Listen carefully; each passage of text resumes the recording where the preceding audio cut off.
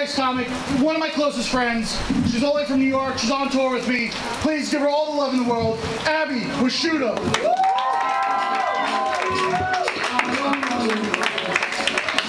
Make my way to the carpet. Hi, guys. How's everyone doing? You guys are the fucking nicest people I've ever met. In New York, they're like, hey, you guys want to come out to a comedy show in the middle of the fucking rain? They'd be like, absolutely not. And you guys are like, well, we committed. We're here. And yes, like, I'm back there, like, no, I'm being rain now, but I'm also very supportive. Like, we're just a very supportive people. No one in New York would be that supportive. Thank you, guys. This is great. How are you? Did everybody have a good childhood? Is that okay for you guys? I used to say week, like, did you guys have a good week? But that's no longer fucking topical, right? Now there's just the endless cycle of day into night into day, and that's all we have. I don't know what to talk about. I don't want to talk about COVID, but I'm like a germ freak, so it's like all I think about. Like, I was terrified when this shit happened. Like, there could have been bread lines, right? The millennial version of the Great Depression. And the scariest part, all of those bread lines would have been gluten-free. Yeah, and that's the really scary part. You have a Great Depression, now you just add hipsters, and now it's fucking terrifying. Although in a way, at least like the Brooklyn hipsters, like maybe they were the most prepared for something like that. You know, it's like, well, you were already dressed like a 1920s hobo, so I guess you're halfway there. You seem prepared for that, sir, with your banjo and your one wheel. That's cool. I got my test results back before this trip, and I do not have coronavirus, so that's exciting. Thank you. You may all have a sip of my water after the show. The doctor who gave me the results, though, was being such a bitch about it. It was weird. She just kept being like, you have herpes.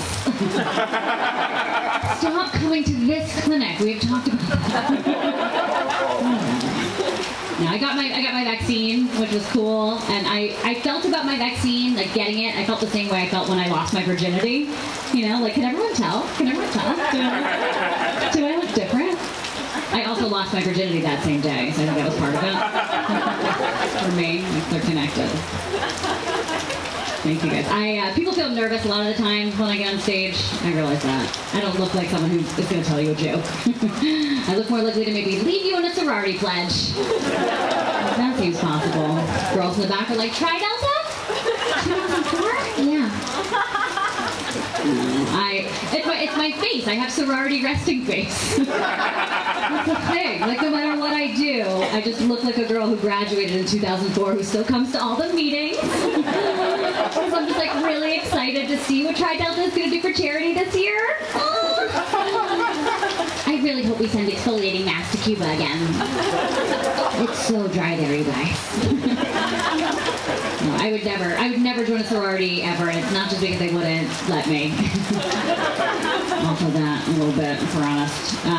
The closest I could come to a sorority was the Girl Scouts. Like, that's the best I could do.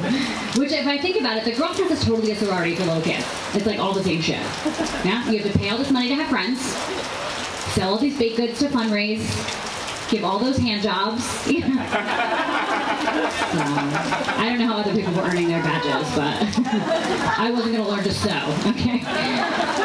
Like, I'm good with my hands, but I'm not that good. Is anyone a Girl Scout? Any Girl Scouts in here? Yeah? Do you remember the creepy pledge that we had to do? Oh, yeah. So creepy. If you were not a Girl Scout, we had to do this creepy pledge. You have to do, like, a Hunger Games salute. It's weird. 3 fingers. And we go, on my honor, I will try to serve God and my country. What? I'm 7. God and my country? Like, I have homework. What the fuck is going to be involved in this? I thought we were just going to, like, you know, learn to make knots and shit. Like, what have I signed up for? What if that was how it really was? Like, what if, like, you not in the Girl Scouts, you didn't know. Like, you thought those badges were just, like, sewing and cooking and baking and shit, but really, like, I fucking killed a guy, okay? For my country, okay? I'm going through a divorce and getting out of a long marriage. Thank you. Thank you. I don't even do any jokes about that. I only say it on stage for the free moral support. So. Thank you guys for clapping. I don't know what we'll talk about now. No, I was married for 10 years, and like when you tell dudes that at like bars especially, they're like, would you get married when you were like 11? No, 12 actually. It was a dark time. I don't want to talk about it. Whenever you tell people you're divorced, everyone wants to know why. They want to know what happened. And all of those people are single. Married people don't fucking ask me that question. You guys married? Yeah. No? Anyone married here? No, right. Everyone's too happy to be married. They're all too smiling. The married people are home hating each other inside in the rain. You both been previous. Okay, so you know, both been divorced. So when you tell people you're divorced, you tell married people you're divorced, there's this look of understanding in their eye. The same way there is when like two veterans of the same foreign war meet for the first time. Just like, you were in the shit too, brother? I had to be there. Like, Steve, U.S. Marine Corps, 35 years. Fallujah, 2003, some of the worst fighting I've ever seen. Janet, married to Steve, 32 years. Thanksgiving, 1993, some of the worst fighting I've ever seen. Poor Steve. Steve survived 2 tours in Iraq, 3 roadside bombs, couldn't make it through one fucking Christmas with Janet, this not mother-in-law. He's like, send me back! I cannot do it!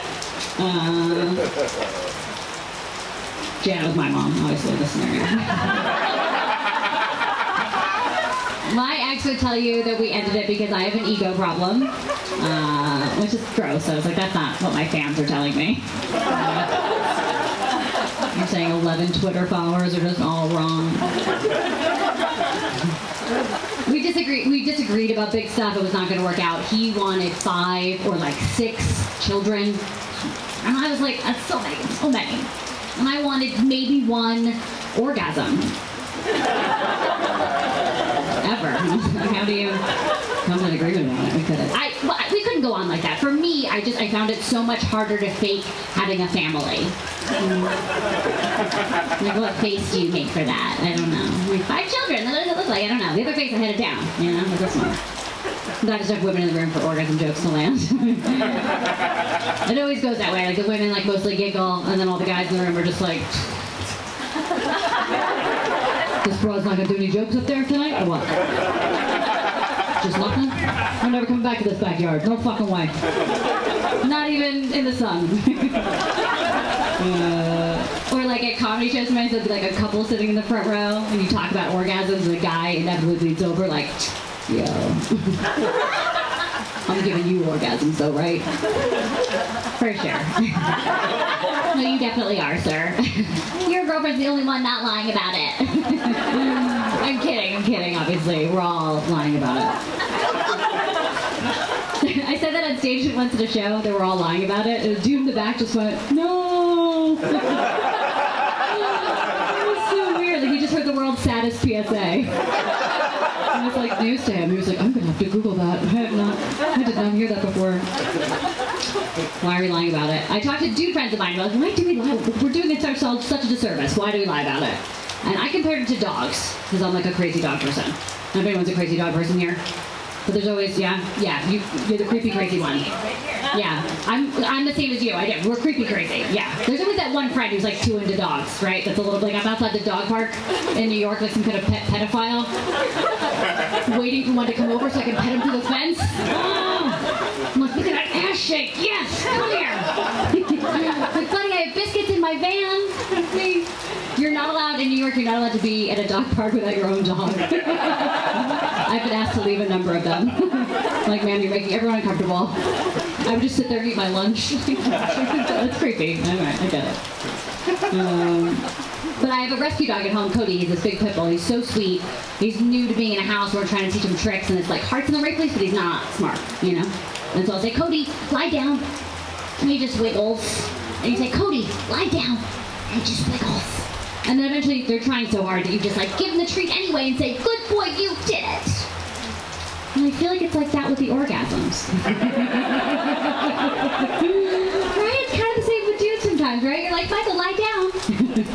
Michael, lie down. Okay. If you could just not move for a second, if you could just not move for a second, if you could just not move for a second. You moved. No, you did it. You did it. That was a good one. Thank you. No, you are very fast. That's important. You win orgasm. Congratulations. I feel like the reaction's totally the same. The guys, the dogs, they're both so proud, right? He's like, I am a good boy. I told you should have brought me home. And then they roll over and go to sleep. My job here is done. I did a weird thing during coronavirus.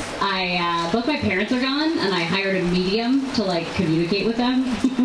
It's fucking ridiculous. If anyone's ever done something like this in real life, the medium, they come and they're around you and they can like sense the spirits that are like in the room with you. They get a sense of the spirits.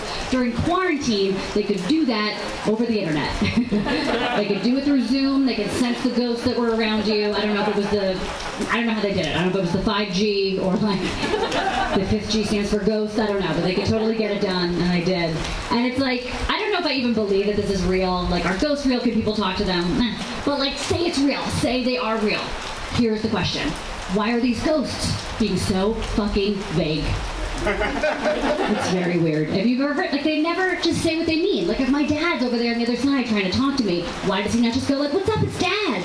Instead, he's just over there, like, repeating the first letter of the month of his birthday. Just, like, over and over again. She's like, I'm getting an M, I'm getting an M, maybe a May, maybe a March, margarine, maple syrup. Did your dad eat maple syrup? I'm like, it's gotta be him. Yes. On pancakes? Yes. Definitely him. Could not be a different guy. That could not be a mixed message. And they never tell you anything useful, either. She's like, your father was at your wedding. He says you look very beautiful. Great. That's it? That's all you have? That's all he has to report? I'm like, I know that. She's like, well, do you have anything you'd like to ask your father? Yeah. Do I have any questions I'd like to ask my dead father? Yeah, a few. Yeah, for starters. Could you ask him if he's seen my wallet? Okay. So I put it down a couple weeks ago. I don't know if I can use my social security card was on it with the whole thing. Turns out he hadn't seen it, so not always with me like he promised, you guys. Fucking bullshit, if you ask me. And for my mom, she was like, your mom is surrounded by flowers, she's gardening. What? There's chores in heaven? Is she weeding? Like, what is involved with that? And then, like, she was kind of into flowers, so, like, maybe for her that was fine, but, like, I don't want to fucking do that. Like, is that what we all have to do? Like, do you get to heaven and they're like, I hope you didn't just get your nails done, girl, because there's work to do, okay? You like the way heaven looks? It didn't get this way by itself. You know what I mean? Get to work. That's it.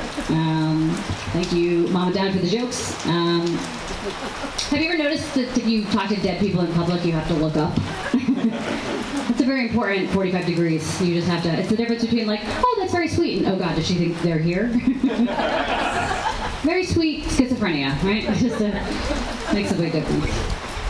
I was getting a lot of dick pics during the quarantine. That's how men introduce themselves in Manhattan. I don't know if they do it in Austin. You guys seem too polite to send dick pics. I'm sure that doesn't happen down here. No. But don't send your dick to people. No joke for that. Just the PSA portion of the set. We don't want to see your dick. That's not true. If you're a man in a gay relationship, definitely send your dick everywhere. Men love that. They're very visual. It works. Women, we're not visual. We're not a visual people. So like, even if I love you, and I love what your dick does for me in real life, I don't want a fucking photograph of it. Right? Like, ladies, can you imagine a future moment where you might find yourself going back to your phone to like look for your favorite one? Sweetie, thank you. I love this one. I look at it every time I miss you. Like, send me something sexy, like your bank account. Oh. Keep looking at that over and over again. And if you sent your dick to one lady, dudes, well, you've never sent your dick to one lady, right? Because she has forwarded on to 15 of her closest friends in the group chat. It's called like Diva Bitches or something on WhatsApp. Alpha Bitches. And they judged you. They judged you and it wasn't in your favor. They're never like, oh my God, Stacey, that's a good one. That doesn't happen, right? Now you're just like, are those Spider-Man sheets in the background? Do not call him. This guy's a pedophile. Something fun I do now, someone sends me a dick pic, and then I send him back a picture of another, bigger dick. Yeah. I have a doozy in my phone if you want to see me after the show. I'll share it with you. It's like a burrito. It's like not normal. It's gross. Most guys get that that's my way of saying, like, don't call me again. One guy did think it was my dick, though. I know. I was like, that's ridiculous. Why would my dick be black? It would definitely be that big, but it would be black. All right, guys, you've been delightful. My name is Abashida. Thank you so much for coming out and staying on the rave.